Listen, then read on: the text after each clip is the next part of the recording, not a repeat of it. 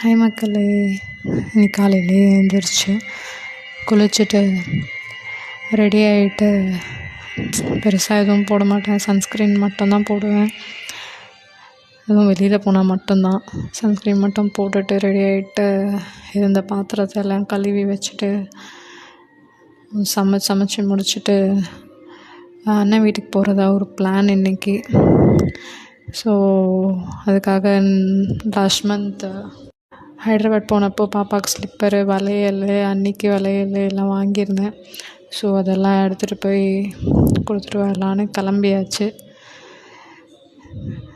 பாப்பா கூட ஒரு செல்ஃபி எடுத்துகிட்டு அவளோட ஒரு வீடியோ எடுத்துகிட்டு இன்றைக்கி டே சிறப்பாக முடிஞ்சுது.